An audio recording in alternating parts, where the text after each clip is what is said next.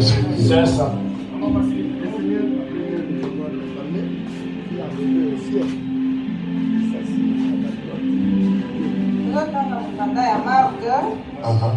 Chapitre 16, versets 17 à 19, celui qui croira et qui sera baptisé sera sauvé. Celui qui croira et qui sera baptisé sera sauvé. Celui qui ne croira pas et sera condamné.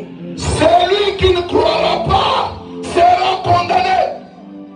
Voici les miracles qui accompagneront ceux qui auront cru. Voilà les miracles qui vont accompagner ceux qui auront cru. À mon nom. À mon nom, Ils chasseront les démons. ils vont chasser les démons. Ils parleront de nouvelles langues. Ils parleront de nouvelles langues. Ils saisiront des serpents. Ils saisiront des serpents. Ils boivent quelques breuvages Ah, ils ne leur feront point de mal. ah, Ils imposeront le main aux malades. ah.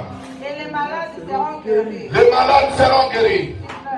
19. Le Seigneur, après leur avoir parlé, Le Seigneur, après leur avoir parlé, fut enlevé au ciel. fut élevé au ciel. Et il s'assit à la droite de ses pères. Kuchila zambi chikashishikole. Sauver la rage. Pourquoi toi?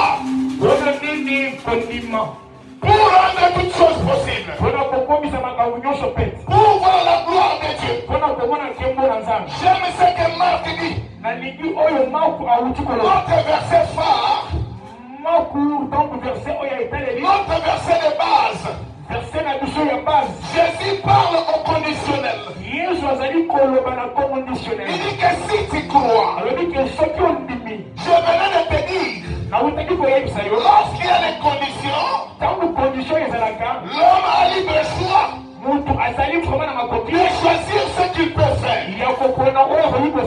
J'aime ce que Jésus vient parler dans le livre de Marc. Il dit que celui qui va croire sera sauvé. Et celui qui ne croit pas, il sera condamné. Maintenant, j'aimerais te poser la question. Tu veux être sauvé ou condamné?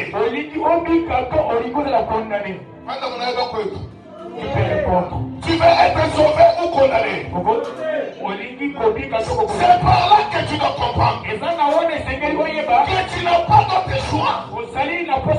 Tu n'as que les choses de gloire au Seigneur Jésus-Christ. Amen. J'ai commencé depuis le mercredi.